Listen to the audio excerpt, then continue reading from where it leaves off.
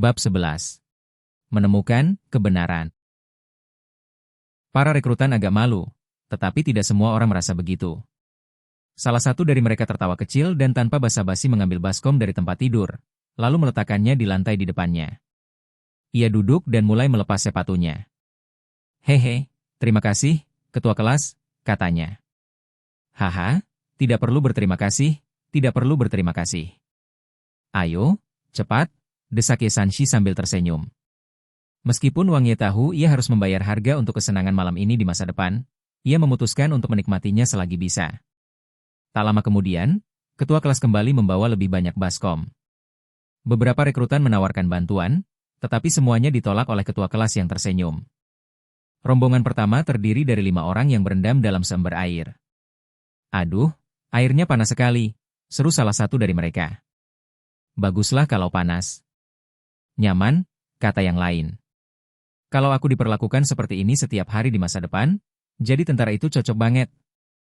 Wang Ye belum mandi. Mendengar itu, ia tersenyum dan berkata, kalau ketua kelas lupa mengambilkan air untuk kita besok, kamu bisa ingatkan dia. Rekrutan itu segera mengecilkan lehernya dan berkata, lupakan saja, aku tidak berani. Yang lainnya tertawa terbahak-bahak. Di era ini, internet belum secanggih generasi-generasi selanjutnya. Para rekrutan memang belum setua Wang Ye dan belum memiliki banyak pengalaman hidup, tetapi bukan berarti mereka bodoh. Hal semacam ini jelas tidak mungkin terjadi setiap hari. Ketua kelas memperlakukan kita dengan sangat baik. Aku membawa makanan dari rumah. Nanti aku akan bawa sedikit untuk diberikan kepada ketua kelas. Apa kalian membawa sesuatu? Ayo kita berkumpul, kata salah satu rekrutan. Kau membawa makanan? Seorang rekrutan menatap rekrutan ini dengan aksen timur laut dengan heran. Rekrutan itu menggelengkan kepalanya. Ya, ibuku takut aku akan lapar di jalan, jadi dia memasukkan sekantong besar jeli kulit babi ke tanganku.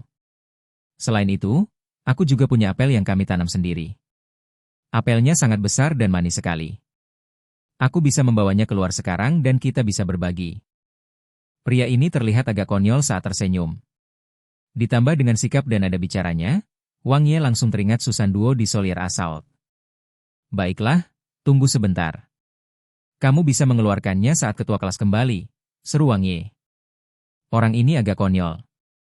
Dia merasa lucu bahwa rekrutan ini membawa begitu banyak makanan ke tentara, meskipun ruang bagasi semua orang terbatas. Dia tidak hanya punya jeli kulit babi, dia juga punya banyak apel. Orang ini, hei, bro, kakiku basah kuyup. Bisa bantu aku buka pintunya? Aku mau telepon pacarku. Pada saat ini, rekrutan pertama yang duduk dan melepas sepatunya tiba-tiba menatap Wang Ye dan berbicara. Semua orang menatapnya dengan heran. Sialan, bro, kamu punya pacar? Hehe, apanya yang aneh? Aku nggak percaya. Apa cuma aku yang punya? Sambil bicara, ia mengeluarkan ponsel dari sakunya.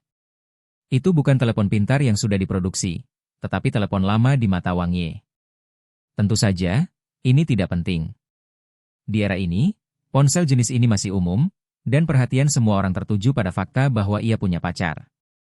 Namun, ia bukan satu-satunya yang punya pacar. Rekrutan lain mengaku dengan sedikit malu, aku juga punya, cuma aku tidak bawa ponselku. Pada tahun 2009, ponsel bukan lagi barang langka, dan ponsel palsu seharga ratusan yuan pun merajalela. Namun, sebagian besar yang direkrut adalah anak muda yang baru saja dewasa atau baru lulus sekolah. Tak heran jika beberapa dari mereka tidak memiliki ponsel. Tentu, Wang Ye tidak menolak permintaan rekrutan itu dan mengambil inisiatif untuk berjalan ke pintu. Hei, bro, kamu punya pacar nggak? Kamu ganteng banget, jadi kamu pasti punya pacar juga. Kamu mau telepon juga? Aku jaga pintunya, kata seorang rekrutan, menghentikan Wang Ye. Hehe, aku benar-benar tidak punya. Wang Ye tersenyum.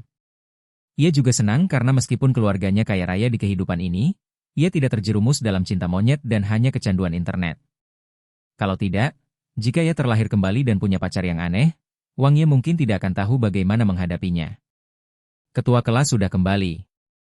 2 hingga 3 menit kemudian, Wang Ye melihat ketua kelas muncul di tangga sambil membawa ember. Ia berbalik dan menyapanya. Seketika, ketiga saudara di asrama itu pun memutuskan panggilan telepon. Ya, ada lebih dari satu orang yang sedang menelepon di asrama. Meskipun awalnya hanya ada satu rekrutan yang bilang ingin menelepon pacarnya, ia belum mengambil ponselnya. Dalam situasi di mana tidak ada yang peduli, bahkan jika semua orang tidak punya pacar, mereka tetap bisa menelepon ke rumah. Bukannya beberapa rekrutan tidak punya ponsel. Mereka mungkin akan mengeluarkan ponsel mereka dan mulai menelepon ke rumah sekarang. Lagi pula, mereka baru saja tiba di kamp militer, dan senang rasanya melaporkan bahwa mereka selamat. Sebenarnya, Wang Ye juga ingin menelepon, tetapi dia tahu pasti ada kesempatan lain kali, jadi dia tidak terburu-buru. Ayo, ayo, ayo. Kalian ambil baskom dan ambil airnya. Ketua kelas masuk dengan senyum ramah seperti biasa. Tak sampai semenit, Wang Ye pun merendam kakinya dengan nyaman. Saat itu, seorang veteran masuk dari pintu. Pak Ye, baskommu. Di pintu, seorang veteran yang memegang beberapa baskom kuning kecil berteriak. Baiklah. Ketua regu Ye tersenyum dan menerimanya. Masih ada air panas. Aku juga akan berendam di dalamnya. Ketua regu Ye terkekeh sambil mengambil baskom kuning kecil dan meletakkannya di samping tempat tidurnya. Kemudian, ia menuangkan sisa air panas dari ember ke dalamnya. Air panas yang tersisa memang tidak banyak, tetapi ketika ia menuangkannya ke dalam baskom kuning kecil itu, tersisa setengah baskom. Ketua regu Ye melepas sepatu dan kaos kakinya dengan nyaman, duduk di tempat tidur, dan memasukkan kakinya. Saat itu, ekspresi para rekrutan menjadi agak aneh. Sebelumnya, mereka tidak terlalu memikirkannya dan membiarkan kaki mereka berendam di baskom kuning kecil mereka sendiri, tetapi sekarang mereka dengan jelas melihat minyak menyebar bersama air panas. Rekrutan di sebelah ketua regu Ye memandang yang lain dan menyentuh tenggorokannya yang terasa sedikit gatal. Ia menatap Ye Sanshi dengan malu dan bertanya dengan suara rendah, "Ketua kelas, kau pot ini?" Ye Sanshi menatapnya kosong dan berkata dengan acuh tak acuh, "Oh, bukankah kelas koki pernah membantu memasak mie sebelumnya? Aku mengambilnya dan menggunakannya, tapi sekarang aku mengambilnya kembali." Aduh. Seorang rekrutan menutup mulutnya dan berpura-pura muntah. Wang Ye menyadari bahwa adegan iseng ini disengaja oleh para ketua kelas. Ia sudah menduganya saat berada di kantin. Oleh karena itu, ketika ia melihat kaki berbulu ketua kelas melangkah ke dalam baskom kuning kecil, meskipun perutnya terasa sedikit tidak nyaman, ia tidak bereaksi banyak. Haha. Kalian melebih-lebihkan. Ye Sanshi menertawakan reaksi mereka yang berlebihan. Bukan apa-apa. Setiap kali dipakai, pasti dicuci bersih. Baskom kuning kecilmu juga sama. Nanti, mengisinya dengan mie, tanah, dan mencuci pakaian adalah hal yang biasa. Setiap orang di pasukan kita hanya punya satu baskom. Baskom itu bisa digunakan untuk banyak hal, sama seperti identitas kita saat ini. Prajurit rakyat adalah batu bata revolusi. Mereka perlu dipindahkan kemanapun mereka berada. Bab 12. Perkenalan diri. Ketua kelas sudah menjelaskan, tapi penjelasannya sama saja seperti tidak memberikan penjelasan sama sekali.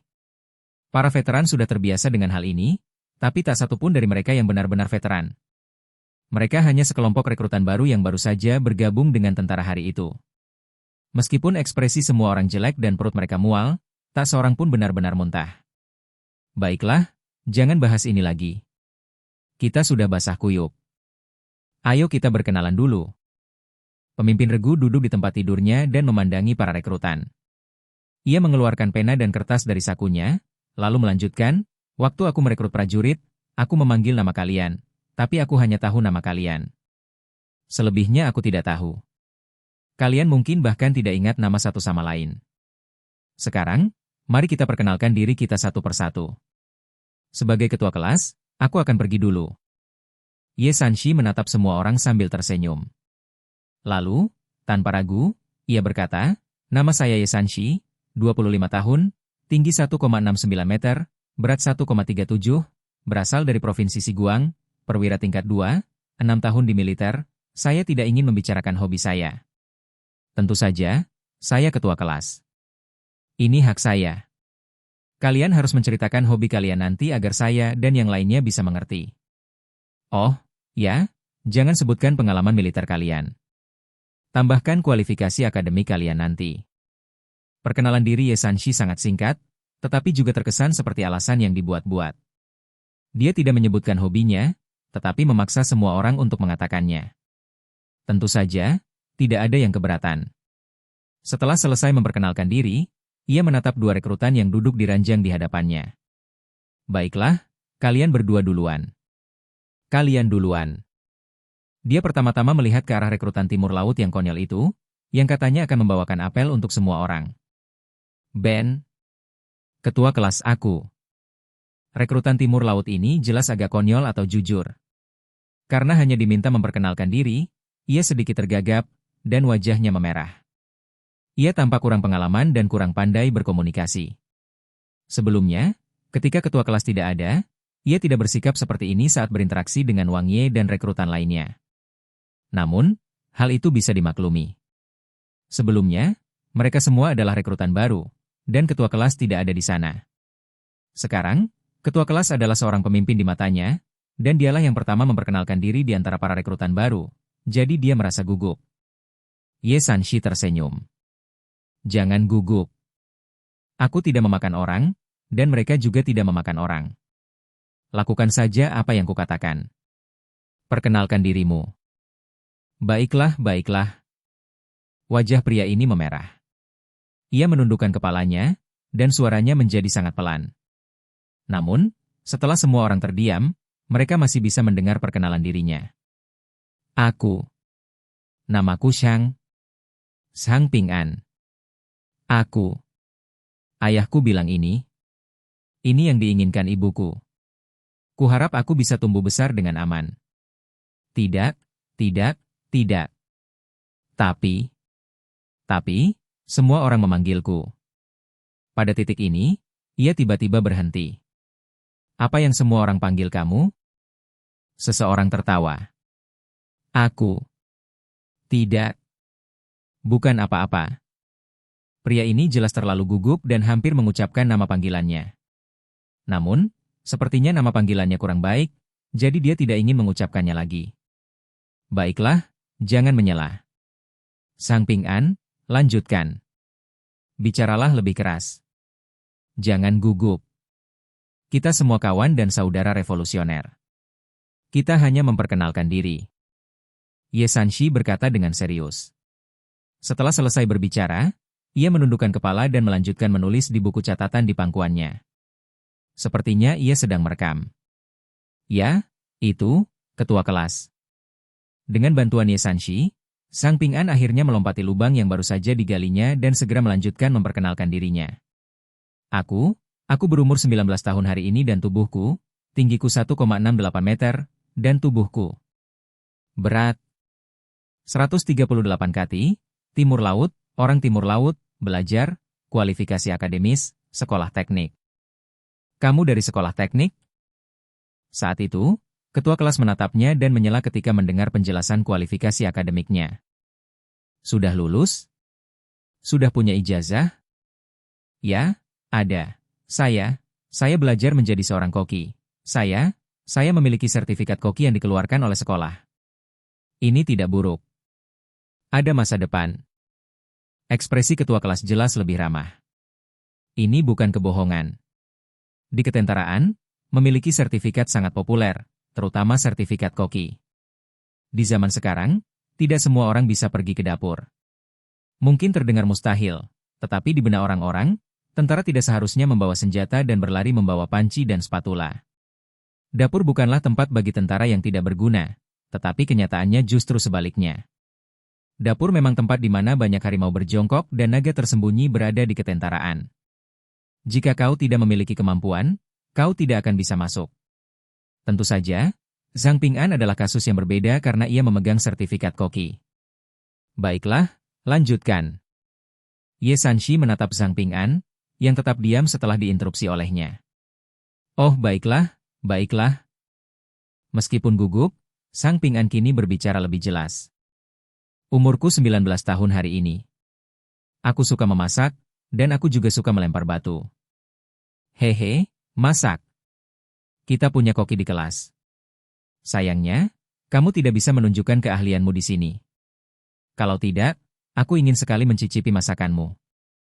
Pria yang melepas sepatunya lebih dulu dan punya pacar menyela. Diam, giliranmu belum tiba.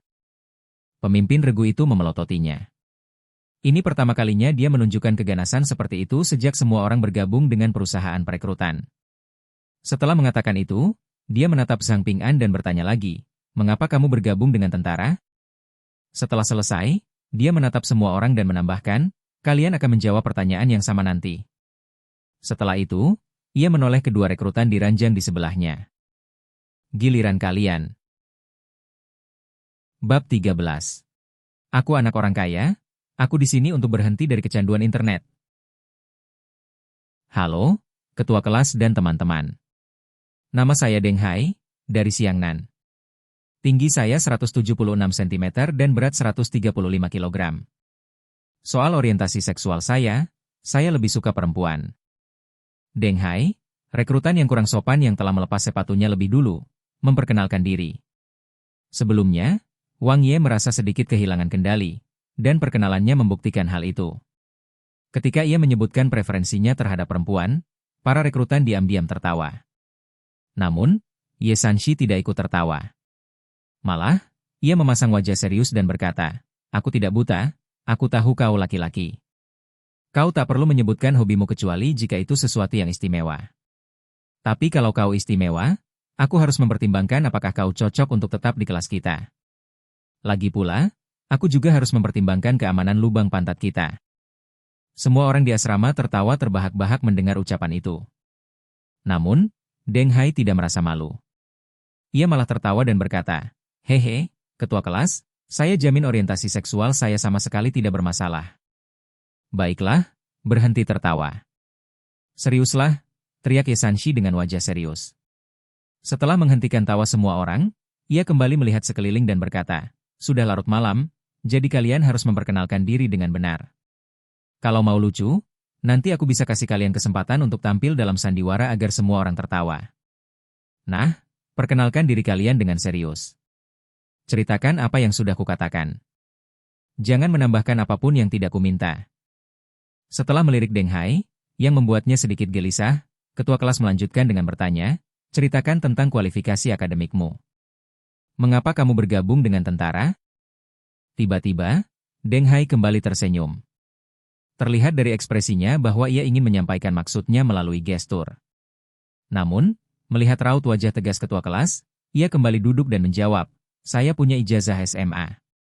Soal alasan saya bergabung dengan tentara, pacar saya suka tentara, jadi saya ikut." "Ah, kamu punya pacar?" Ye Sanxi menatapnya dengan rasa ingin tahu. "Ya, Pak. Kami sudah pacaran sejak SMP," jawab Deng Hai bangga, senyum mengembang di wajahnya. "Baiklah kalau begitu. Kuharap kau memenuhi harapan pacarmu. Karena kau di militer, jadilah prajurit yang baik dan sejati." "Baik, Tuan." Meskipun kakinya masih basah di baskom, Deng Hai memberi hormat dengan sungguh-sungguh. "Baiklah, lanjutkan merendam kakimu." Selanjutnya, "Halo, ketua kelas dan teman-teman seperjuangan. Nama saya Song Yuejin." 3 perkenalan berikutnya jauh lebih cepat. Wang Ye adalah orang keenam yang memperkenalkan dirinya. "Selamat siang, ketua kelas dan rekan-rekan seperjuangan. Saya Wang Ye, juga dari Xiangnan. Saya berusia 19 tahun, tinggi 1,78 meter, berat 126 pon, dan memiliki ijazah SMA. Hobi saya sederhana, saya senang menghabiskan waktu daring. Saya bergabung dengan militer karena ingin mengabdi kepada negara." Wang Ye menahan diri untuk tidak mengungkapkan bahwa ia dipaksa oleh keluarganya untuk berhenti dari kecanduan internetnya, seperti yang terjadi pada pemilik asli tubuhnya. Ia mengingatkan dirinya sendiri bahwa ia telah terlahir kembali dan ia datang ke sini dengan sukarela. "Baiklah. Lakukan yang terbaik." Ketua kelas tidak mengucapkan sepatah kata pun setelah formalitas itu. Ia memberikan komentar santai dan langsung berseru, "Selanjutnya." Wang Ye tidak tersinggung. Ia tidak pernah menyangka bisa menyelesaikan misinya di sistem selama fase perkenalan diri. Meskipun ia ingin melakukannya, ia tahu itu mustahil. Ia bisa saja mengumumkan bahwa keluarganya memiliki kekayaan bersih puluhan juta dolar dan bahwa ia kecanduan internet. Ayahnya memaksanya untuk bergabung dengan militer, mengancam akan mencabut hak warisnya jika ia tidak patuh. Jika Wang Ye mengungkapkan hal ini, ketua kelas pasti akan memandangnya dengan cara yang berbeda. Dan begitu berita itu sampai ke Komandan Kompi, nama Wang Ye pasti akan diingat. Saat itu tahun 2009, dan masyarakat masih menghormati para jutawan. Tak diragukan lagi, 10 juta adalah kekayaan seorang keturunan generasi kedua yang super kaya. Lagi pula, di antara para rekrutan baru, tak seorang pun memiliki reputasi seperti Wang Ye. Jika ia mengumumkannya secara terbuka, ia pasti satu-satunya. Akan tetapi, tidak mungkin bagi Wang Ye untuk melakukan hal itu. Wang Ye tahu bahwa ia tidak perlu menciptakan karakter anak yang hedonistik untuk menyelesaikan misi. Lagi pula, ia yakin dapat menyelesaikan misinya sendiri. Perkenalan diri berakhir tak lama kemudian.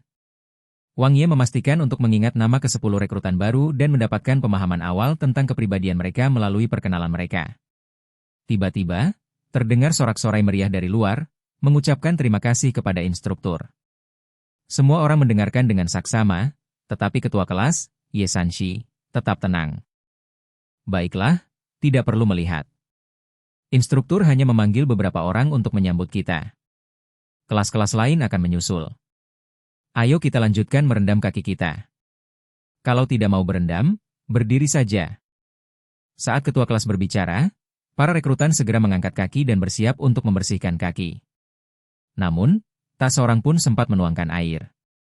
Setelah membersihkan diri, mereka berdiri di asrama dan menunggu di samping tempat tidur di bawah aba-aba ketua kelas. Beberapa saat kemudian, beberapa perwira masuk, dipimpin oleh Letnan 1 yang pergi ke kampung halaman Wang Ye untuk menerima tentara. Kamu sudah mencuci kakimu. Kenapa tidak direndam sedikit lagi? Sang instruktur, yang juga Letnan 1, masuk dengan senyum yang tidak dia tunjukkan kemarin. Dia tampak sangat ramah. Halo, instruktur. Para rekrutan baru memberi hormat bersama di bawah pimpinan Ye Sanshi. Ya, Kang Hua mengangguk dan membalas sapaannya. Ia menatap para rekrutan yang berdiri tegak di depan tempat tidur mereka di kedua sisi sambil tersenyum. Bagaimana kabar kalian semua? Apakah kalian sudah terbiasa? Ketua kelas kalian memperlakukan kalian dengan baik, ya? Hehe, instruktur, ketua kelas kita baik sekali. Dia bahkan membantu kami mengambil air panas untuk mencuci kaki tadi, seru salah satu rekrutan. Ya, ya. Instruktur, ketua kelas kita hebat sekali, tambah yang lain. Mendengar pertanyaan instruktur, semua rekrutan tersenyum dan berbicara mewakili pemimpin regu mereka. Haha. Senang mendengar aku tidak memperlakukanmu dengan buruk. Kang Hua terkekeh. Kalian semua rekan baru. Hari ini malam pertama kalian di ketentaraan, dan kalian mungkin merindukan rumah. Jadi, aku menitipkan ponsel di sini untukmu. Meskipun sudah larut, kalian masih bisa mencoba menghubungi keluarga dan memberitahu mereka bahwa kalian baik-baik saja. Oh, betapa pintarnya. Betapa pintarnya, seru Wang Ye dalam hati. Tentara benar-benar licik. Pantas saja semua orang diperlakukan begitu baik sebelumnya. Mereka hanya menunggu waktu. Setelah keluar dari mobil, mereka menabuh genderang dan gong, dengan antusias membantu membawakan tas, dan bahkan meminta ketua kelas membawakan air untuk merendam kaki para rekrutan.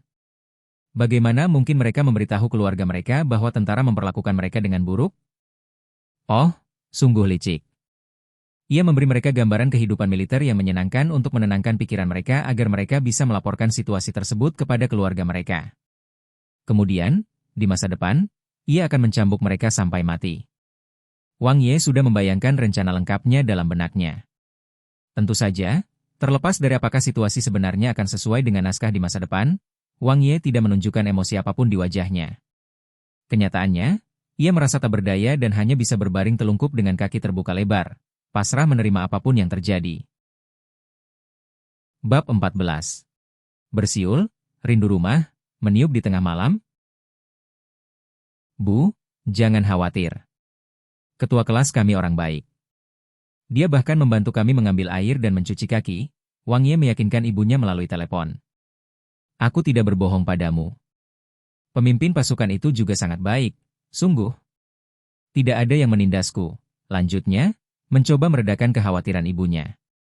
Sayang, tentara itu lumayan. Bos kita sangat baik dan memperhatikan kita dengan baik, tambahnya. Jangan khawatir. Pria yang kau sukai akan menjadi jenderal di masa depan. Dia akan menunggang kuda dan memimpin pasukan untuk menjemputmu di rumahmu. Janjinya, dengan nada bercanda. Di asrama kecil itu, para rekrutan berebut mencari tempat untuk menelepon. Beberapa bergegas ke jendela balkon sementara yang lain berpegangan pada rangka besi tempat tidur mereka, tersenyum dan berbasa-basi dengan orang-orang terkasih. Wang Ye juga menelepon, dan untungnya berhasil. Meskipun sudah hampir pukul 11, itu adalah hari pertama ia bergabung dengan tentara, dan hanya sedikit orang tua yang bisa tidur nyenyak di saat seperti itu. Kebanyakan cemas dan khawatir. Begitu telepon berdering, orang tuanya segera mengangkatnya, khawatir dan cemas akan keadaan putra mereka. Ibunya berbicara sebentar sebelum ayahnya mengangkat telepon. Masih sama seperti yang kukatakan kemarin. Setelah masuk militer, fokuslah untuk menyelesaikan 2 tahun dan hentikan kecanduan internetmu. Jangan pernah berpikir untuk lari kembali, mengerti? Ibunya berbicara sebentar sebelum Wang Jianjun mengangkat telepon. Berbeda dengan ibunya yang selalu menanyakan keadaannya, ayahnya tetap tegas dan khawatir seperti biasa.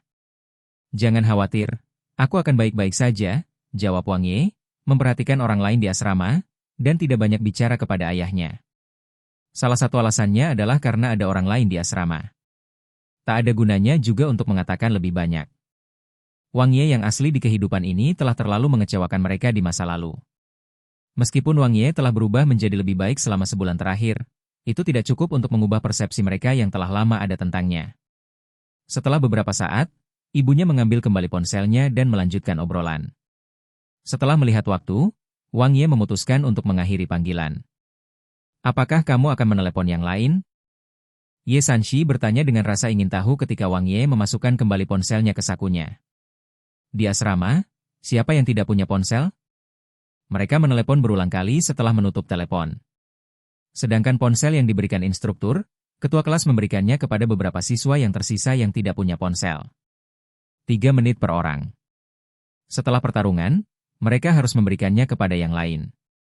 Di asrama, semua orang punya ponsel, dan mereka terus menelepon berulang kali setelah percakapan selesai. Ketua kelas membagikan ponsel instruktur kepada beberapa yang tidak punya. Setiap orang diberi waktu 3 menit untuk menelepon, dan setelah itu, mereka harus memberikannya kepada orang berikutnya. Hanya Wang Ye yang segera mengakhiri panggilannya. Sudah malam. Aku hanya ingin memberitahu orang tuaku bahwa aku baik-baik saja, jelasnya. Ye Sanshi tidak berkata apa-apa lagi, dan masih ada 2 orang yang menunggu di antrean tanpa ponsel mereka. Setelah beberapa menit, ia berteriak agar semua orang mengakhiri panggilan. Alasan utamanya adalah karena dia diberi cukup waktu. Bagi mereka yang tidak punya ponsel, 3 menit per orang tidak dianggap lama.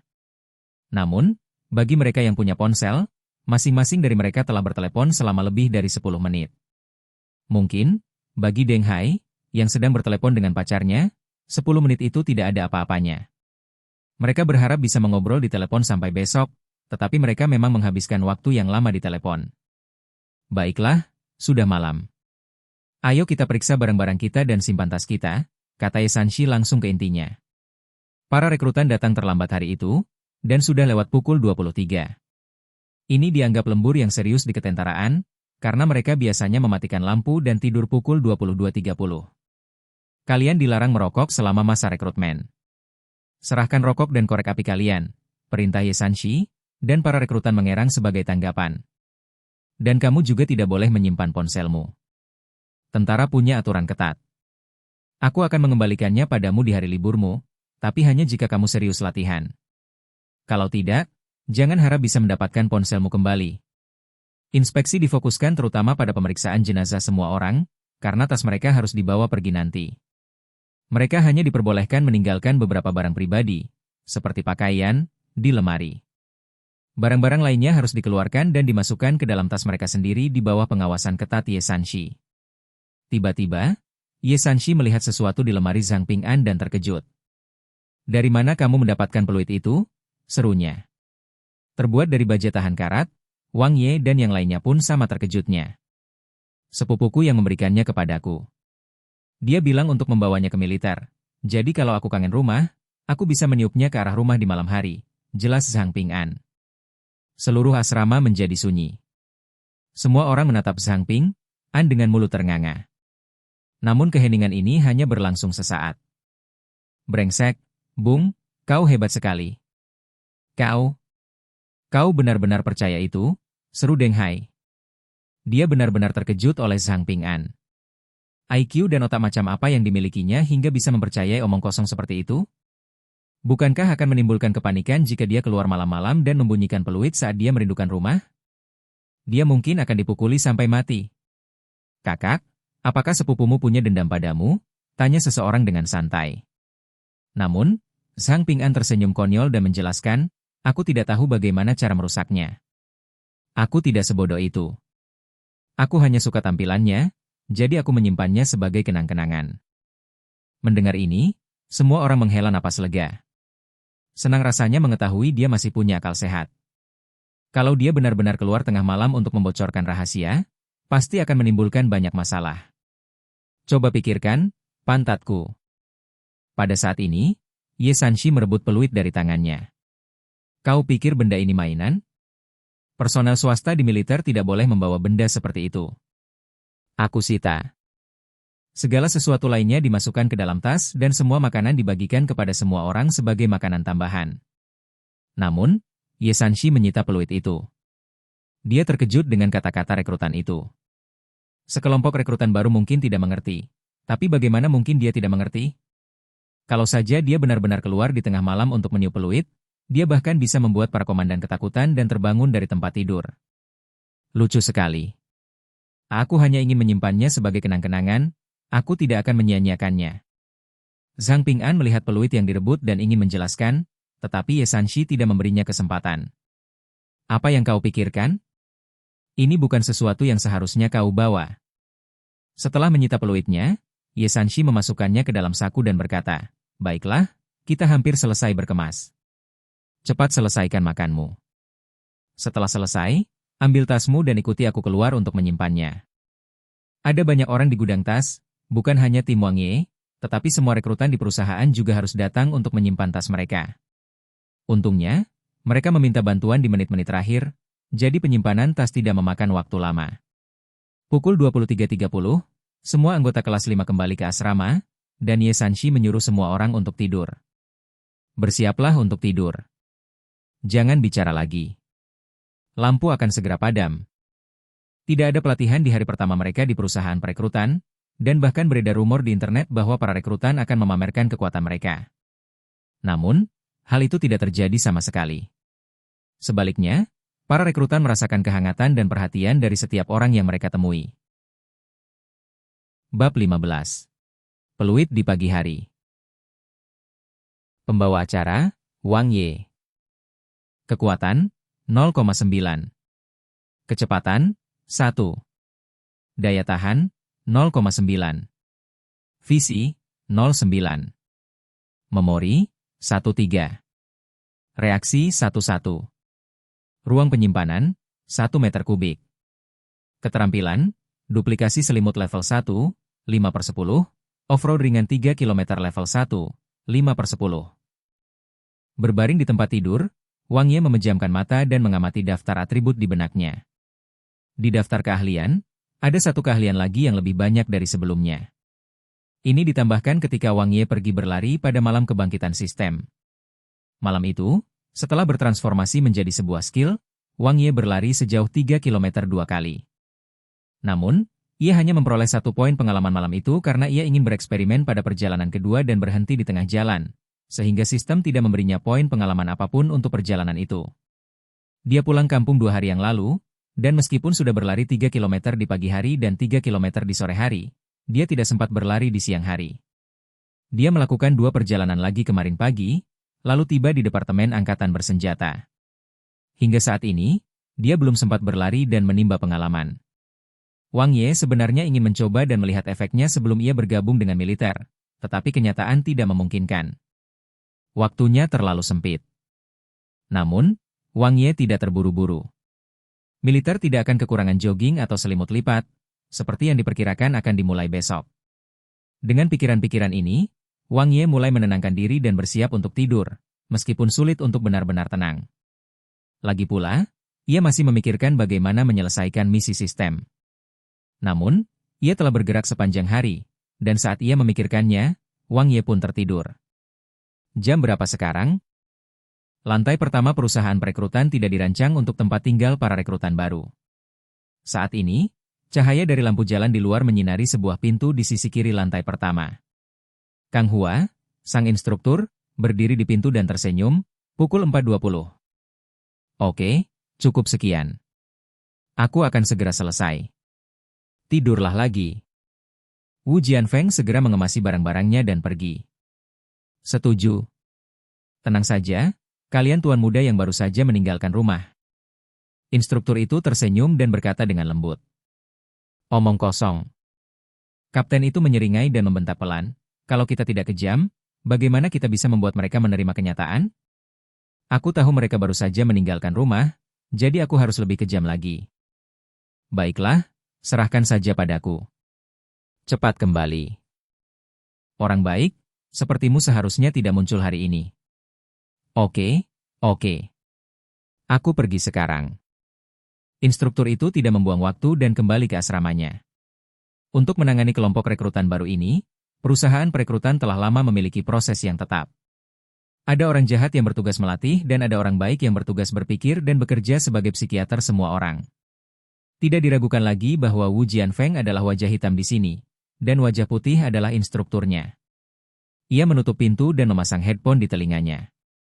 Begitu ia berbaring di tempat tidur, tiba-tiba terdengar siulan memekakan telinga dari luar. SSST.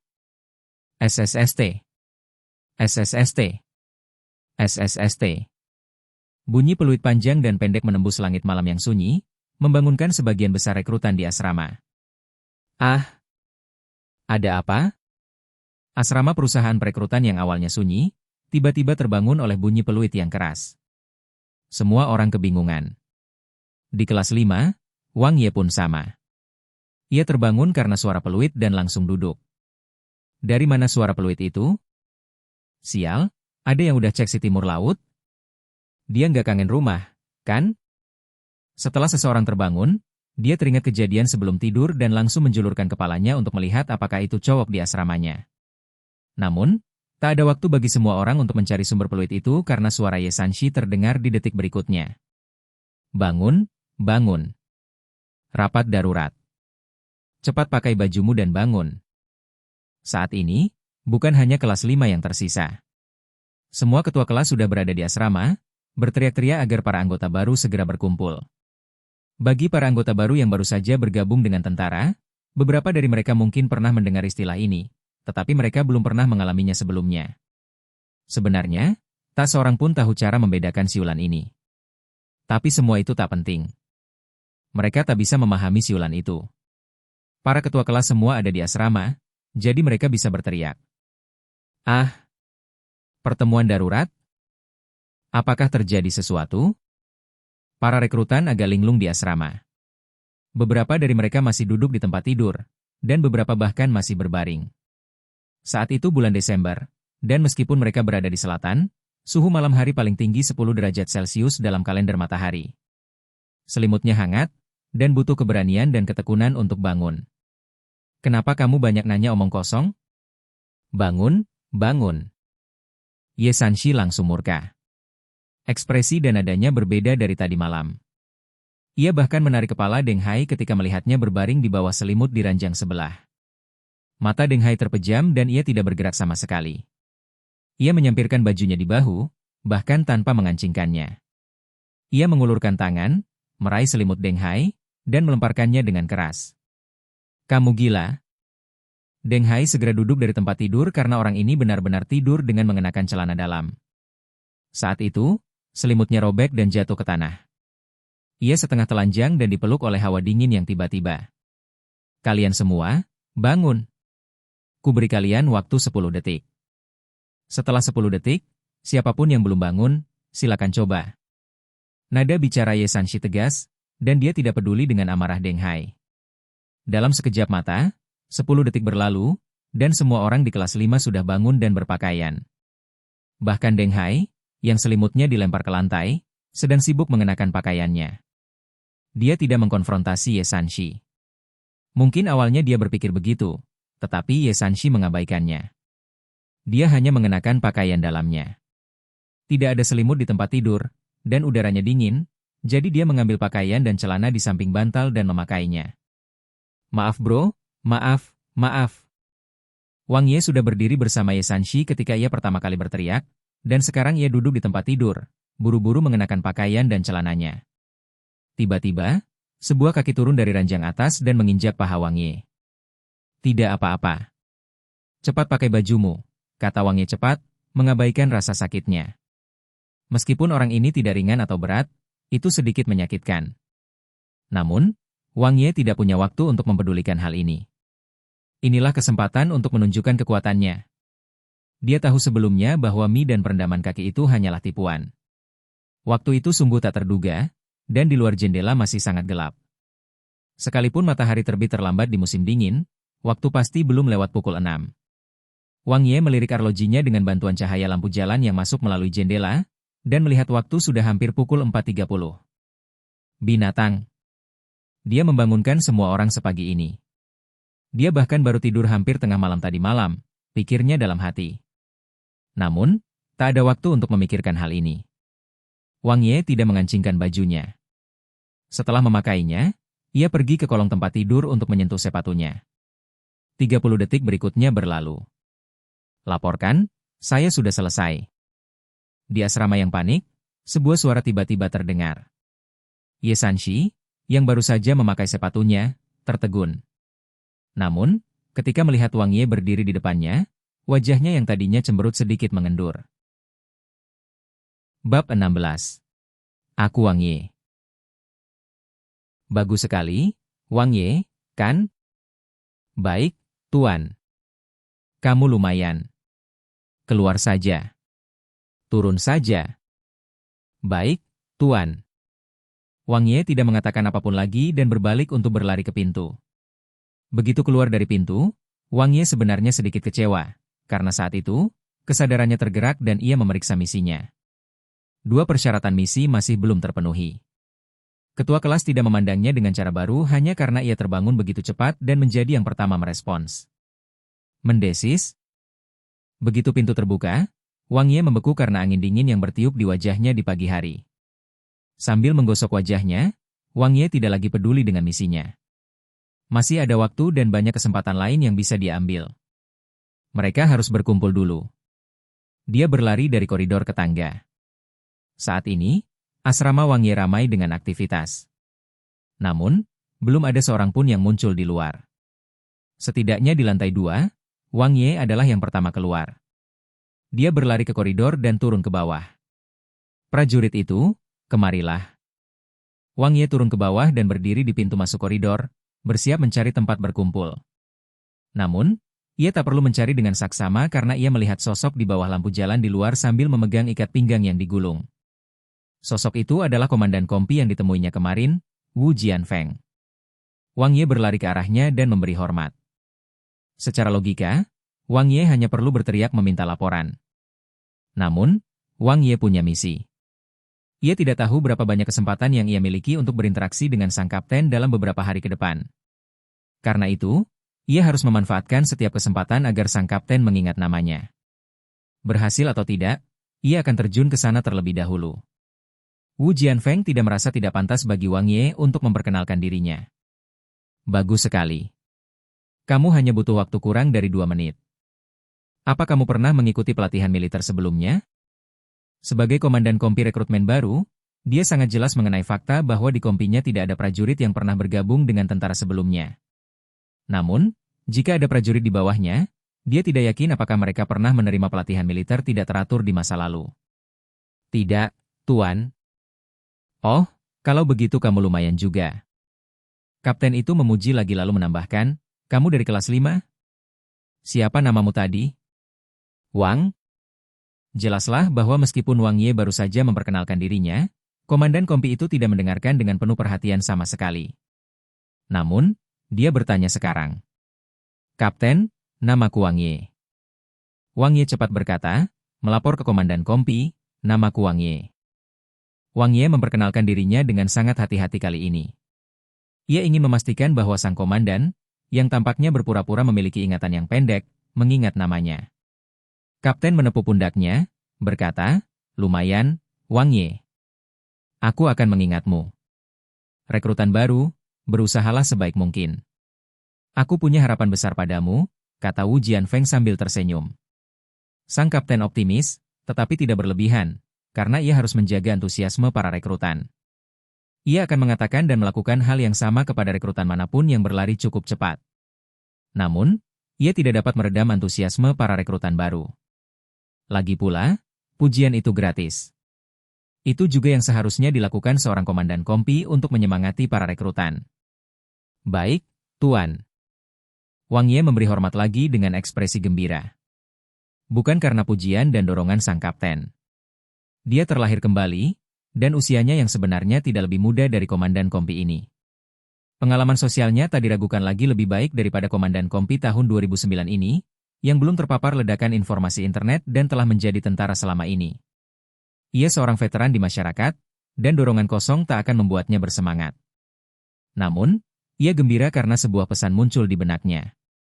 Persyaratan misi, membuat komandan kompi mengingat nama Anda dalam 1 hingga 3 hari, selesai. Meskipun ia yang pertama bangun dan meninggalkan rumah, ketua kelas tidak memperlakukannya berbeda. Namun, setelah ia keluar, komandan kompi ingat namanya, yang merupakan hikmah tersendiri. 10 detik kemudian, lebih banyak rekrutan berlarian dari koridor dengan panik. Para pemimpin regu veteran marah besar dan terus berteriak kepada para rekrutan agar bergegas dan berbaris dengan benar. Banyak pakaian rekrutan yang tidak dikancing dengan benar, dan beberapa bahkan berlari menuruni tangga tanpa mengenakan sepatu dengan benar. Cepat, cepat, cepat, apa yang kamu tunggu? Sialan, kau pikir ini masih rumahmu? Bangun. Cepat, cepat. Raungan amarah terus terdengar dari asrama. Ini adalah kemarahan para pemimpin regu veteran. Para rekrutan di seberang koridor bagaikan bebek yang diusir dari kandangnya. Banyak rekrutan berlarian di sepanjang koridor, tetapi pakaian mereka tidak dikancing dengan benar. Beberapa di antara mereka bahkan berlari menuruni tangga meski mereka belum memakai sepatu dengan benar. Situasinya kacau. SSST. Wajah komandan kompi itu pucat pasi, dan dia tidak lagi memiliki senyum seperti saat menghadapi Wang Ye. Ia meniup peluit beberapa kali dengan mulutnya, mengejutkan sekelompok rekrutan yang tampak berjalan sambil tidur. Setelah berlari turun, mereka tidak tahu harus berdiri di mana atau kemana harus pergi. Berbaris dan berdirilah dengan benar. Mari kita lihat seperti apa penampilan kalian. Apa kalian terlihat seperti tentara? Bentaknya kepada mereka. Kalian membuatku malu. Aku, Wu Jianfeng, belum pernah melihat tentara dalam kondisi seburuk ini. Cepat. Saat berbicara, Wu Jianfeng melihat seorang prajurit berdiri di samping, bingung kemana harus pergi. Ia mengangkat kakinya dan menendangnya. Pada era saat ini, militer masih beroperasi dengan cara yang kasar dan tidak sopan, tanpa aturan ketat yang melarang hukuman fisik. Saat itu, para veteran belum turun. Tempat kejadian dipenuhi oleh para rekrutan baru. Semua orang belum saling mengenal dan belum berkumpul sebagai satu kesatuan, sehingga sulit untuk menentukan lokasi mereka. Bahkan Wang Ye, yang pertama kali meninggalkan asrama, tidak tahu harus berdiri di mana. Namun, ia segera mengambil alih dan memilih tempat di tengah jalan, memberi jarak yang cukup bagi rekrutan lain untuk berdiri. Dia berteriak, "Kelas 5, datanglah padaku." Datang, datang. Di antara kerumunan, memang ada rekrutan dari regu kelima. Ketika mereka mendengar suara Wang Ye, mereka tampak telah menemukan tulang punggung mereka dan segera berlari menghampiri. Tindakan cepat Wang Ye menjadi tolok ukur bagi rekrutan lainnya, dan mereka pun segera mengikutinya. Seseorang berdiri di sisi kiri Wang Ye dan berteriak, "Kelas 3, kemarilah." Mereka menyisakan tempat di tengah agar para rekrutan bisa berdiri. Kelas 7. Kelas 2. Tim yang tadinya ribut tiba-tiba menjadi makin ribut karena banyak prajurit yang tergesa-gesa mencari tempat duduk kelasnya masing-masing. Oleh karena itu, mereka berlarian secara acak. Namun, kekacauan ini segera diatasi. Dengan adanya titik fokus dan tujuan, semua orang tidak lagi bingung kemana mereka akan pergi. Tentu saja, mereka dengan cepat menemukan posisi mereka. Situasi semakin kacau ketika para prajurit bergegas mencari tempat duduk mereka masing-masing, tetapi kekacauan itu segera teratasi. Dengan sebuah pusat dan sebuah tujuan, semua orang menemukan posisi mereka dengan cepat. Wu Jianfeng menyaksikan semuanya dan mengulang-ulang nama Wang Ye dalam hati. Ia semakin mengagumi Wang Ye, karena ia sangat efisien dalam menjalankan perintah dan dengan cepat menyelesaikan situasi yang kacau. Ia adalah seorang prajurit dengan potensi dan semangat yang luar biasa. Kali ini, Wu Jianfeng benar-benar mengingat Wang Ye sepenuhnya dan memberinya kesan tambahan. Tentu saja, Wu Jianfeng tidak menunjukkannya saat ini, juga tidak mengatakan apa-apa. Ia mempertahankan ekspresi marah dan meniup peluit dari waktu ke waktu. Akhirnya, beberapa veteran mulai menuruni tangga. Situasi hari ini memang sengaja dibuat-buat. Para veteran tidak turun karena misi mereka adalah memastikan semua orang di kelas keluar. Sedangkan para rekrutan yang turun, mereka tidak tahu harus berdiri di mana dan tidak tahu lokasi mereka. Ini adalah ujian pertama bagi para rekrutan, dan ini akan menjadi alasan bagi Wu Jianfeng untuk marah-marah nanti. Bab 17. Satu untuk semua dan semua untuk satu. Saya sangat tidak puas. Di tangga depan gedung asrama, Wu Jianfeng berdiri dengan wajah datar. Di kedua sisi, para pengawas kelas dari berbagai angkatan berdiri dengan ekspresi serius. Mata mereka bagaikan serigala lapar, semua menatap para rekrutan yang berdiri di depan mereka. 7 menit 25 detik. Itu waktu sejak aku meniup peluit sampai rekrutan terakhirmu keluar dari koridor ini. Wu Jianfeng mengangkat tangannya dan meninju langit sambil meraung. Tahukah kau apa arti waktu ini? Kita ini prajurit. Jika bencana atau perang pecah sekarang, efisiensimu bisa menyebabkan banyak sekali warga sipil tewas. Setiap detik adalah penyelamat. Jangan bilang kalian rekrutan baru. Air liur Wu Jianfeng berhamburan kemana-mana. Karena kalian mengenakan pakaian ini dan dipindahkan ke militer, kalian harus waspada. Rekrutan bukan alasan. Jika terjadi bencana di sekitar kita, entah itu banjir, gempa bumi, atau bencana lainnya, kita harus menjadi yang pertama bertindak. Kalian prajurit, teriak Wu Jianfeng lantang. Aku tidak meminta kalian mengenakan seragam ini dan menerima pujian serta dukungan rakyat. Aku tidak meminta kalian menikmati kejayaan yang dibawa oleh seragam ini. Kalian harus tahu mengapa mereka mendukung dan menghormati kami. Bukan karena kalian tampan. Melainkan karena kami prajurit. Kami bisa berdiri di depan orang banyak kapan saja, bahkan jika itu hujan peluru. Seragam ini adalah kejayaan yang telah dipertukarkan dengan darah leluhur yang tak terhitung jumlahnya. Wu Jianfeng berhenti sejenak dan menepuk dadanya. Kalau kamu memang memakainya sekarang, tapi penampilanmu hari ini membuatku berpikir kamu sama sekali tidak pantas memakai seragam ini. Dah. Sekarang, sentuh hati kalian dan tanyakan pada diri sendiri, apakah kalian malu? Apakah kalian pantas dengan seragam kalian? Apakah kalian pantas dengan status militer kalian? Apakah kalian pantas dengan bunga merah besar yang belum kalian buang di asrama? Tapi, malu. Wang Ye tidak merasakannya. Dia yang pertama berlari keluar, dan dia pikir rekrutan lain juga tidak malu. Dia masih bisa mendengar suara pelan mereka di belakangnya. Ini buruk. Sudah kuduga. Mie semalam tidak semudah itu. Merendam kaki juga luar biasa. Perang? Bencana? Kenapa membawa begitu banyak barang kalau yang dia inginkan cuma memberi kita pelajaran? Mereka menunjukkan taring mereka sekarang. Ini benar-benar saat yang tidak menyenangkan.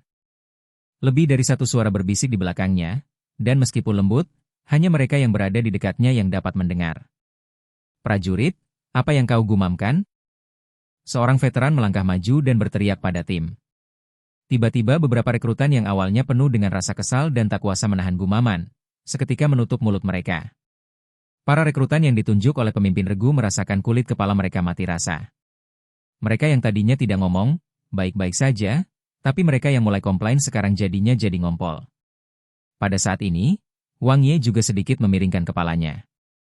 Ia ingin berbalik dan melihat siapa yang menjadi sasarannya. Hal ini karena sang pemimpin regu veteran itu melihat ke arahnya, tetapi dia tidak menggerakkan mulutnya. Faktanya, dia tidak bisa bergerak. Dia berdiri tepat di depan barisan. Bukankah dia akan minta dipukuli kalau membuka mulut? Tiba-tiba, veteran itu menunjuk Wang Ye. Baris kelima, prajurit ke-6. Kenapa kau menundukkan kepala? Aku sedang membicarakanmu. Saat berikutnya, wajah Ye Sanshi berubah hitam seperti lubang batu bara. Deng Hai? Teriakannya nyaring. Dia tidak menyadari bahwa itu adalah Deng Hai. Namun, Sekarang setelah posisinya terbongkar, bagaimana mungkin dia tidak mengenali prajuritnya sendiri? Dia bahkan memperkenalkan dirinya tadi malam. Terlebih lagi, Deng Hai meninggalkan kesan yang mendalam padanya. Dia bukanlah seorang prajurit yang jujur dan sedikit licik. Tubuh Deng Hai gemetar. Ia tak berani bersuara. Ia bahkan tak berani mengangkat kepalanya. Ia tak tahu harus berbuat apa. Bagaimanapun juga, di masa lampau, ketika mereka masih sekolah, adalah hal yang benar untuk tetap diam ketika menghadapi situasi seperti itu. Namun, dia lupa bahwa ini bukan sekolah, tetapi tentara. Ye Sanshi segera turun. Dengan wajah marah dia bergegas melewati Wang Ye. Apakah kamu tuli? Raungan marah Ye Sanshi datang dari belakang. Ketua kelas, aku. Sebelum kita bicara, mari kita bahas laporannya. Bukankah aku sudah memberitahumu tadi malam? Ye Sanshi sudah menyebutkannya saat mereka sedang mencuci kaki malam sebelumnya. Namun, karena suasana yang santai, tidak ada yang menganggapnya serius. Laporannya aku salah. Deng Hai tahu dia tak bisa menghindari konsekuensi kali ini dan harus mengakui kesalahannya. Dia tak bisa mencari alasan dan harus menerima hukumannya. Alasan? Tak ada cara untuk menyangkalnya. Ia memang baru saja mengatakan sesuatu. Sekarang setelah ia ditegur, bagaimana mungkin ia masih menyangkalnya? Ia hanya bisa berteriak getir dalam hatinya. Dia bukan satu-satunya yang bergumam. Kenapa dia jadi sasaran? Maju, teriak Ye Sanshi. Kemudian dia berbalik dan berjalan keluar dari kelompok itu. Komandan kompi itu berdiri di sana dan menyaksikan dalam diam dengan wajah muram dan prajurit berpengalaman lainnya melakukan hal yang sama, membiarkan Ye Sanshi menangani situasi tersebut. Tak lama kemudian, Deng Hai yang berada di samping Wang Ye pun mengikuti Ye Sanshi keluar dengan raut wajah jelek seakan-akan ia telah memakan bangkai tikus. Turun. Push up 100 kali. Ye Sanshi tidak bertanya apa yang baru saja dikatakan Deng Hai, juga tidak mengatakan apa-apa lagi. Setelah berbalik menghadap Deng Hai, ia memberi perintah. Deng Hai sebenarnya menghela napas lega. Itu hanya 100 push up. Untungnya, meskipun masih fatal, ia masih bisa bertahan. Pada saat ini, dia sama sekali tidak berniat melawan. Dia segera turun. Ye Sanshi menggunakannya sebagai peringatan bagi rekrutan lainnya dan rekrutan baru tidak berani bergumam lagi, setidaknya tidak sekarang. Apakah kamu masih berani berdiri di sana dan menonton? Ye Sanshi berbicara lagi. Ia tidak mengarahkan pernyataan itu kepada siapapun secara khusus. Sebaliknya, ia menatap Wang Ye di depannya, atau lebih tepatnya, semua rekrutan di regu kelimanya. Wang Ye ingin mengutuk dalam hatinya. Dia tahu apa yang diinginkan Ye Sanshi, meskipun tidak disebutkan secara eksplisit. Namun, ini memang sedikit tidak terduga bagi Wang Ye. Sebelum bergabung dengan tentara, Wang Ye telah mendengar dari orang-orang di internet bahwa tentara memiliki tradisi dan kebiasaan.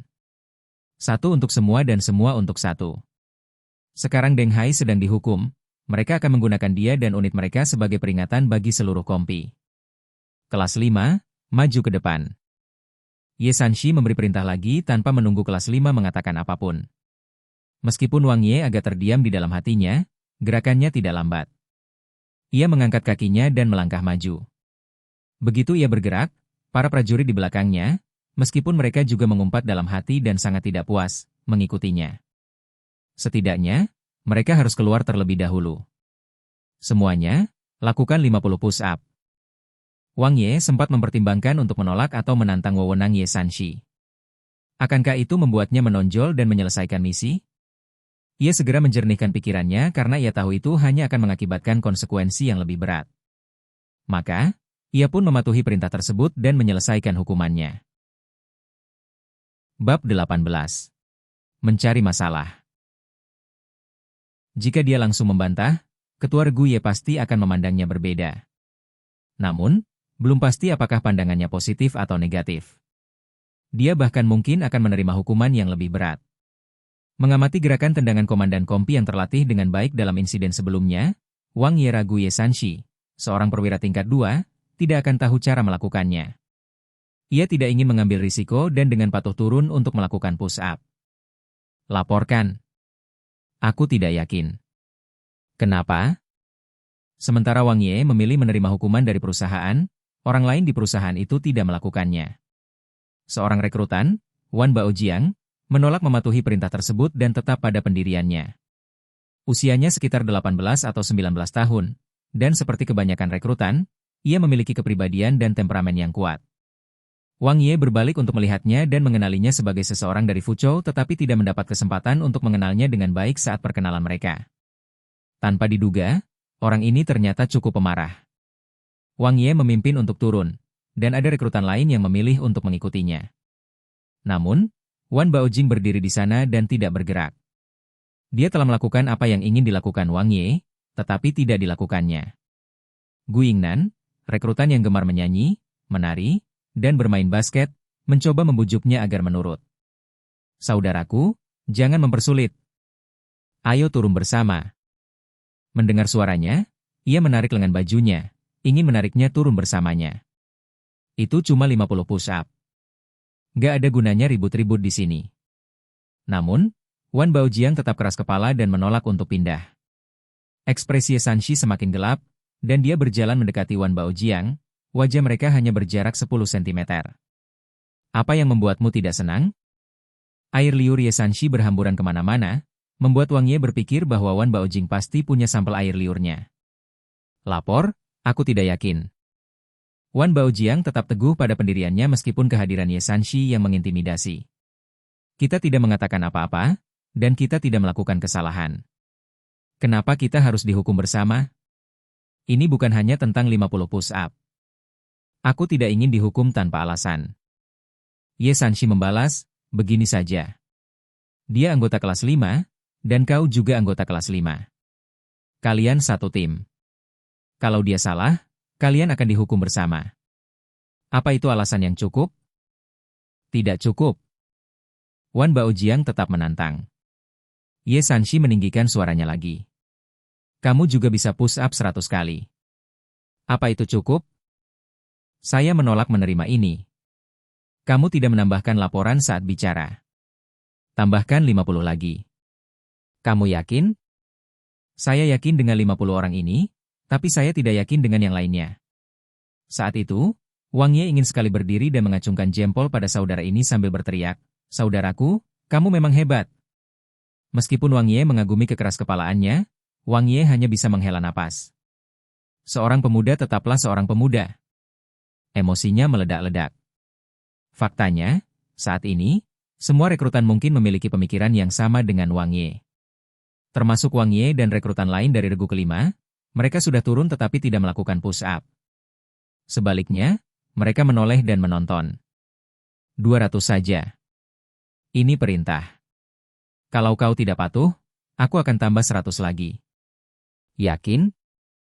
Mata Ye Sanshi membara. Kebiasaan membunuh satu orang sebagai peringatan bagi yang lain sudah menjadi tradisi lama. Namun, Ketua Regu Ye tidak ingin regunya menjadi sasaran. Ia sudah marah ketika ditatap, dan sekarang karena Wan Baojiang keras kepala, ia semakin geram. Laporkan, aku masih tidak terima. Wan Baojiang menggelengkan kepalanya, tatapannya juga sangat keras kepala. Kami yakin. Kata-kata komandan adalah segalanya. Dia yakin. Saat ini, Wang Ye tak tahan lagi. Saudara ini memang pemberani dan tangguh, tetapi jika ia terus begini, yang akan menderita pada akhirnya adalah mereka sendiri. Wang Ye segera berdiri dan berlari untuk meraih tangan Wan Baojiang. Ia mencoba menekan tubuh Wan Baojiang ke bawah sambil mencoba menekuk lututnya sambil menjelaskan situasinya. Itu benar-benar caranya memberi Wan Baojiang jalan untuk mundur dengan bermartabat. Aku. Namun, jelas otak orang ini benar-benar mati. Ia tak ingin menerima ranting zaitun pemberian Wang Ye.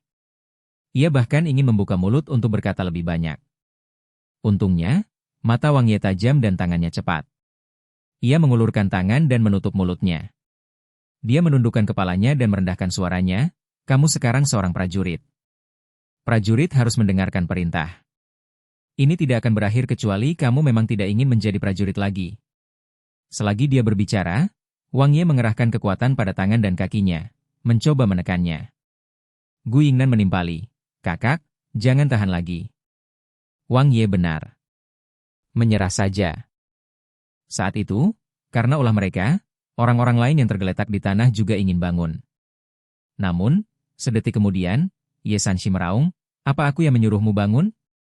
Dan Wang Ye, apa yang kau lakukan? Pergilah dan lakukan 50 lagi. Baik, Tuan. Setelah memberi hormat, Wang Ye segera kembali ke posisinya dan berbisik kepada Wan Baojiang, jangan melawan lagi.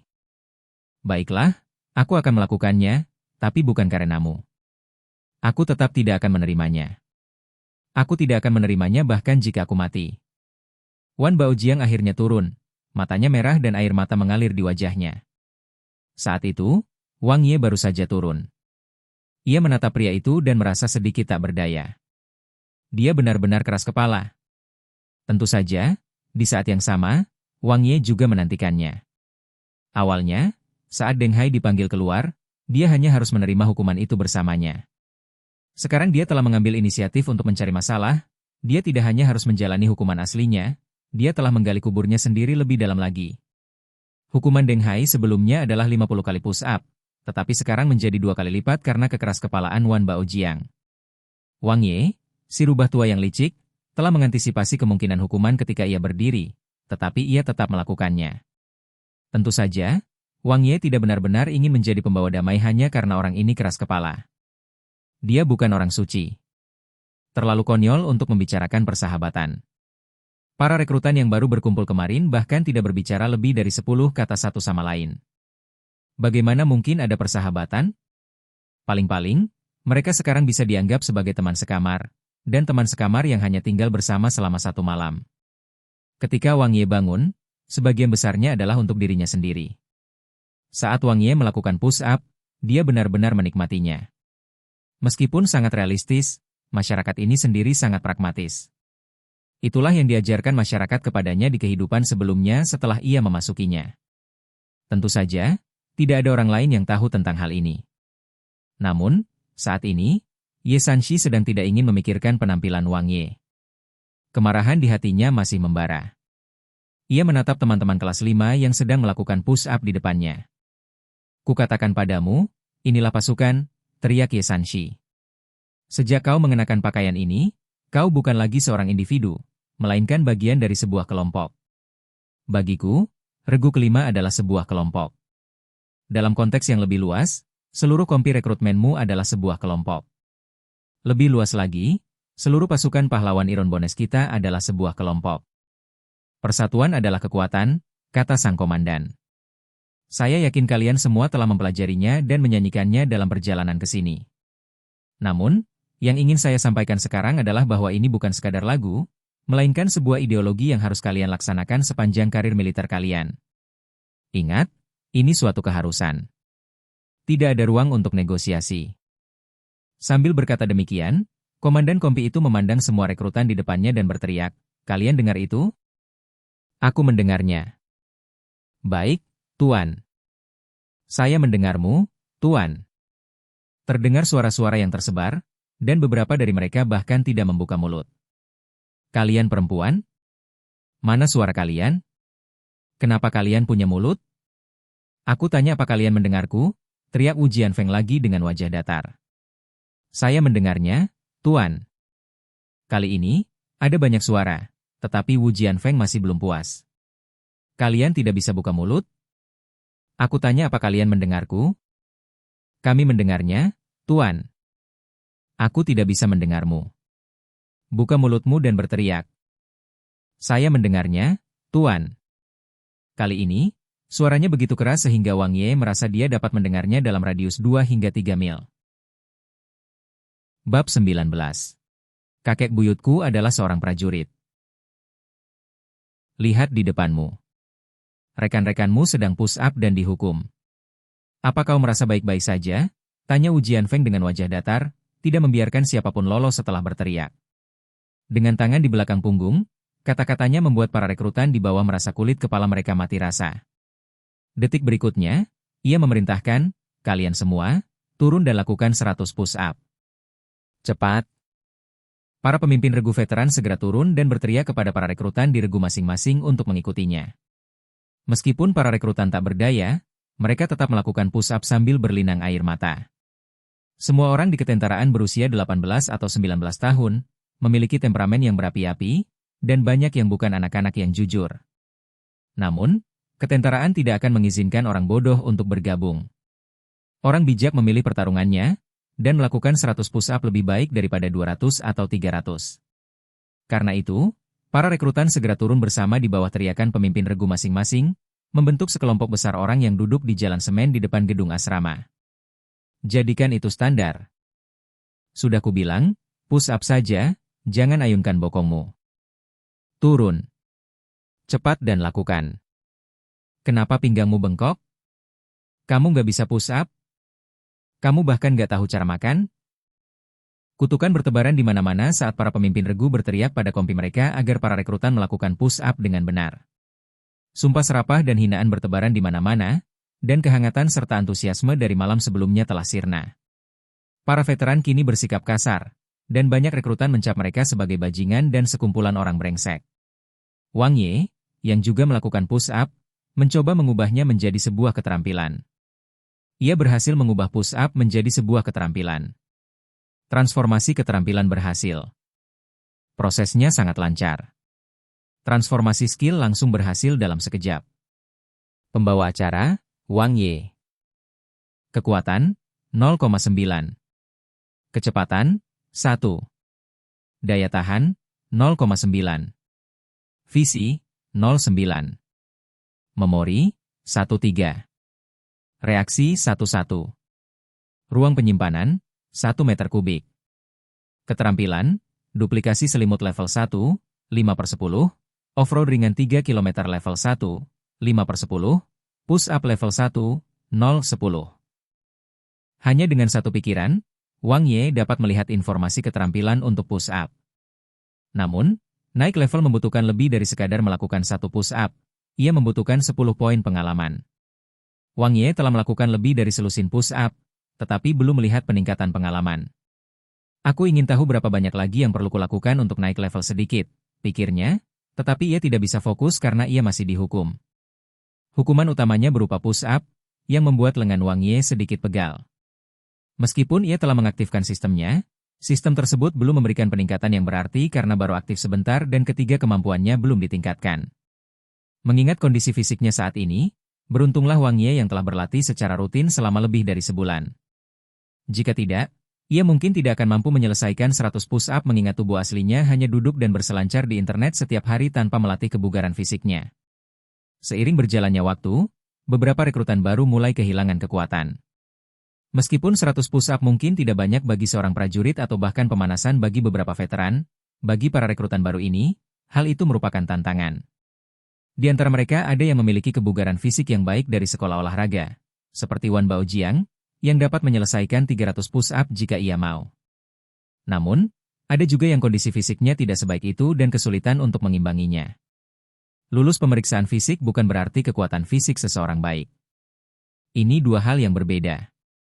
Akibatnya, umpatan-umpatan di sekitar semua orang menjadi semakin keji. Kalau kau tidak bisa push-up 100 kali, kenapa kau jadi tentara? Pulang saja dan jadilah tuan muda, teriak beberapa orang. Yang lain berteriak, cepat pindah. Aku tidak butuh sampah di kompiku. Bahkan 100 push-up pun tidak cukup. Kalau kau bahkan bukan sampah, kau sampah. Perintahnya jelas, jangan berhenti, bergerak. Para rekrutan baru itu menanggung siksaan ganda bagi tubuh dan pikiran mereka, melakukan push-up sambil menghadapi omelan para veteran di sekitar mereka. Meskipun berat, banyak dari mereka merasakan api membara di dada mereka.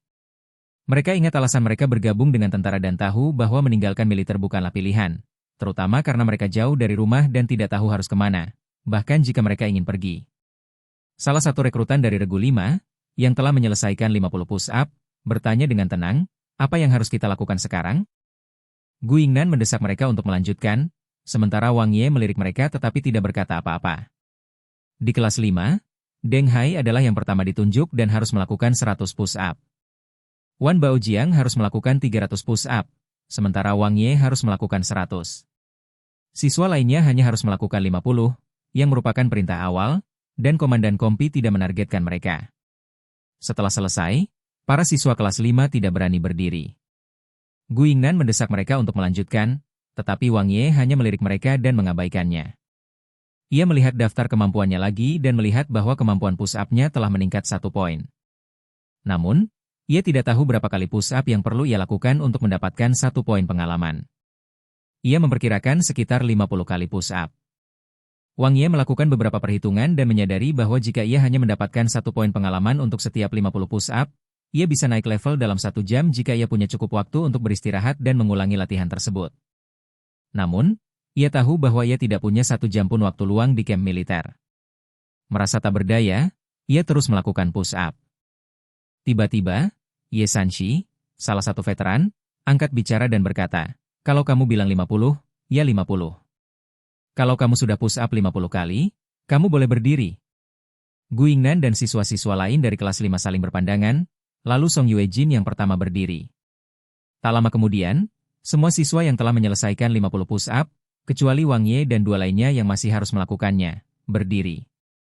Ye Sanshi berjongkok di samping Wang Ye dan bertanya, "Apakah kamu yakin?" Wang Ye sudah melakukan lebih dari 70 push-up dan tangannya agak pegal. Jadi dia memutuskan untuk tidak melakukannya lagi.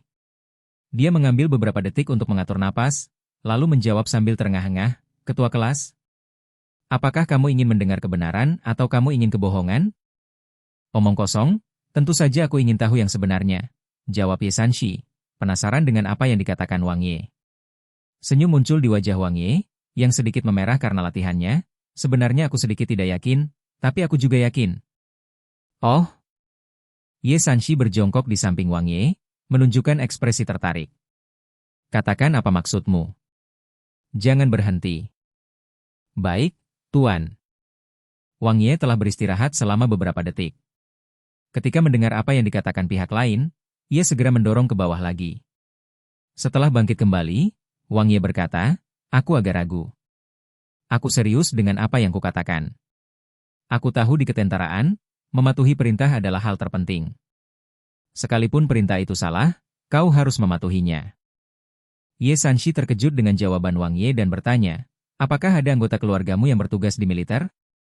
Wang Ye menjawab, "Ya, kakek buyut saya berperang melawan Jepang dan ditangkap oleh tentara nasional." Ye Sanshi terdiam. Bab 20. Misi selesai, tidak konvensional. Kakek buyutnya direkrut oleh tentara nasional selama perang perlawanan, jadi itu berarti memiliki seseorang di keluarga yang bertugas sebagai tentara. Pertanyaan ini cukup mendalam. Saat Wang Ye sedang melakukan push-up, sebuah pesan tiba-tiba mengganggu pikirannya. "Ding, misi selesai." Ia segera menghentikan latihannya dan menoleh ke Ye Sanshi, rekan latihannya, untuk mencari penjelasan atas kejadian aneh ini. "Ada apa ini? Kenapa dia menatapku dengan cara yang berbeda sekarang? Apa aku pantas dikaguminya?" Wang Ye bertanya-tanya, bingung dengan perubahan sikap yang tak terduga itu. Ia sempat berpikir bahwa dengan berani beberapa saat yang lalu, ia akan mendapatkan beberapa penghargaan. Namun, bahkan setelah menyelesaikan hampir 100 push-up, ia gagal menyelesaikan tugasnya. Namun kini, dengan beberapa pertanyaan sederhana, Ye Sanshi menatapnya dengan rasa hormat yang baru. Wang Ye merenungkan pertanyaannya sebelumnya tentang sejarah militer keluarga mereka yang cukup mendalam. Dan sekarang, momen ini terasa seperti sesuatu yang keluar dari novel, penuh dengan intrik dan rasa hormat yang baru ditemukan di antara kedua pria itu. Wang Ye awalnya percaya bahwa membela sesama rekrutan akan mengubah persepsi orang terhadapnya. Namun, setelah melakukan hampir 100 push-up dan gagal menyelesaikan misinya, ia menyadari bahwa hal itu tidak benar. Namun kini, setelah hanya mengajukan beberapa pertanyaan, Ye Sanshi menatapnya dengan rasa hormat yang baru, membuat Wang Ye bingung memikirkan apa yang dipikirkan si wajah hitam Ye.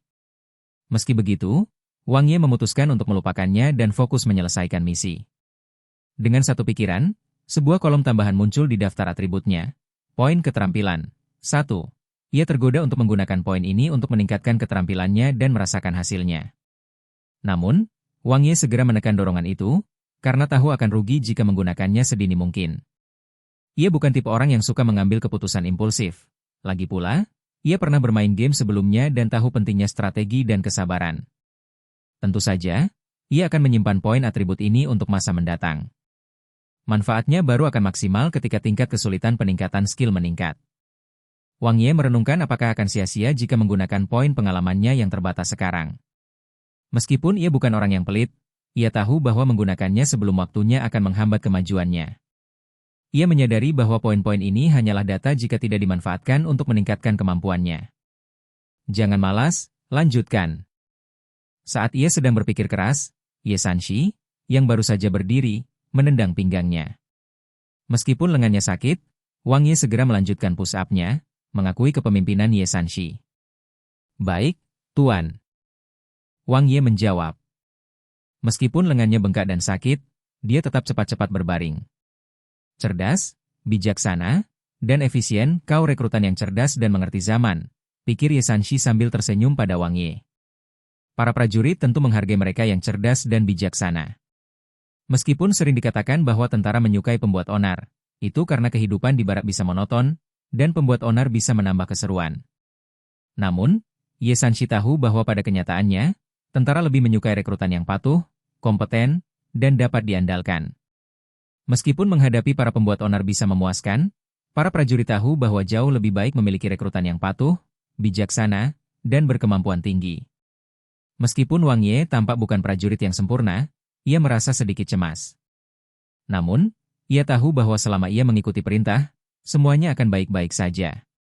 Di ketentaraan, kepatuhan adalah aset terpenting yang bisa dimiliki seorang prajurit. Saat regu lain melaporkan penyelesaian misi mereka, Wang Ye juga berseru, "Laporkan, aku selesai." Karena Ye Sanshi berada di kelas 5, mereka tidak perlu melapor kepadanya. Mereka bisa berhenti setelah melakukan 50 push-up. Namun, pengawas kelas lain memiliki instruksi yang berbeda, sehingga beberapa rekrutan bergegas menyelesaikan dan langsung melapor setelah selesai. Setelah demonstrasi pertama, yang lain mengerti apa yang harus dilakukan dan melaporkannya satu persatu. Akhirnya, setelah menahan rasa sakit dan gemetar di lengannya, Wang Ye berhasil menyelesaikan 100 push-up. Namun, ia memaksakan diri lebih jauh dan melakukan beberapa lagi. Saat pertama kali turun, ia sudah melakukan 2 kali push-up sebelum kesadarannya mulai terfokus pada daftar atributnya. Kini, perhatian Wang Ye tertuju pada daftar atribut tersebut sambil melakukan beberapa kali push-up lagi. Benar saja, setelah melakukan push-up keempat, poin pengalaman untuk keterampilan push-up meningkat dari 1 menjadi 2. Sepertinya poin pengalaman yang diperoleh dari push-up adalah 50 untuk 1 poin. Begitu Wang Ye memastikan poin pengalaman yang diperoleh dari melakukan push-up, dia berhenti dan segera melaporkan. "Laporkan, aku sudah selesai." Dia menopang dirinya di tanah dan berbalik ke Ye Sanshi di dekatnya. Setelah Wang Ye bangun, Deng Hai juga melapor, "Lapor. Aku sudah selesai." Kebugaran fisik Deng Hai tampaknya setara dengan Wang Ye. Mereka berdua harus gigih dan gigih melakukan 100 push-up. Faktanya, setidaknya separuh dari rekrutan berada dalam situasi yang sama. Tidak semua orang berasal dari sekolah olahraga atau memiliki latar belakang atletik. Mayoritas adalah orang-orang biasa yang bergabung dengan tentara karena berbagai alasan. Tak lama kemudian, hanya beberapa rekrutan yang masih tergeletak di tanah di depan gedung asrama. Ye Sanshi mendesak mereka, "Bangun. Mau jadi sampah?" Ia memberi mereka pilihan, kalau kalian tidak bisa push-up, bangun dan lari 3.000 meter saja. Kalau tangan kalian tidak bisa, kalian bisa pakai kaki. Itu pilihan kalian. Beberapa rekrutan yang tersisa tampak tak mampu berdiri, tangan mereka terus gemetar saat terbaring di tanah. Beberapa bahkan terbaring tak bergerak, menahan omelan atau bahkan tendangan dari para pemimpin regu veteran. Akhirnya, para pemimpin regu veteran berhenti menekan mereka. Namun, pilihan alternatif yang diberikan Ye Sanshi sama menakutkannya. Berlari sejauh 3.000 meter bukanlah hal yang mudah, terutama bagi mereka yang kesulitan hanya dengan 100 push-up. Ye Sanshi gigih dalam metode pelatihannya, bertekad untuk mendorong para rekrutan hingga batas kemampuan mereka. Ia tidak akan berhenti sampai mereka benar-benar siap menghadapi apa yang akan terjadi dalam karir militer mereka. Wang Ye sebenarnya ingin sekali berlari 3.000 meter. Ia ingin meningkatkan kemampuan larinya. Namun, ia tahu tidak bijaksana untuk menonjolkan diri saat ini. Di ketentaraan, yang terpenting adalah waktu dan strategi. Itu bukan urusannya dan jika dia mengatakan bahwa mereka adalah kawan dan menawarkan diri untuk mencalonkan diri demi persatuan, hal itu mungkin akan menyebabkan rekrutan lain mengucilkannya pada hari kedua pendaftaran. Akhirnya, para rekrutan yang tersisa memaksakan diri untuk bangkit dan melanjutkan push-up. Hanya 2 yang memilih lari 3.000 meter. Wu Jianfeng berdiri. "Kalian ini pasukan prajurit terburuk yang pernah kulihat. Mungkin karena kondisi kehidupan di masyarakat sekarang lebih baik karena kalian adalah sekelompok tuan muda dan prajurit. Lihat dirimu, seperti apa penampilanmu setelah melakukan 100 push-up? Bahkan ada yang bahkan tidak bisa melakukan 100 push-up. Sejujurnya, aku tidak tega melihatnya, dan aku tidak ingin membawa kalian. Sial. Kalian semua bajingan. Kalian tidak bisa dibesarkan sebagai orang tak berguna yang hanya tahu cara makan, kan? Terutama sebagai tuan muda di rumah? Kata-kata Wu Jianfeng sama sekali tidak mengandung eufemisme, kata-katanya langsung menusuk hati para rekrutan. Jelas bahwa beberapa rekrutan tidak yakin dengan kata-katanya. Lapor, Pak. Seperti yang diduga, beberapa orang tak tahan dengan keributan itu dan mulai angkat bicara. Wang Ye menoleh dan menyadari bahwa itu adalah seseorang dari kelas 3. Bicara? Wu Jianfeng juga mengalihkan perhatiannya ke rekrutan itu. Pak, saya rasa kami bukan sampah. Bapak boleh memanggil salah satu dari kami atau bahkan menyebut nama kami, tapi kebanyakan dari kami sudah pernah push-up. Bahkan jika Bapak meminta kami melakukan 100 push-up lagi, kami tidak akan takut. Rekrutan itu melapor dengan percaya diri. Setelah jeda, rekrutan itu berbicara lagi pula, aku bukan tuan muda. Keluargaku berasal dari pedesaan.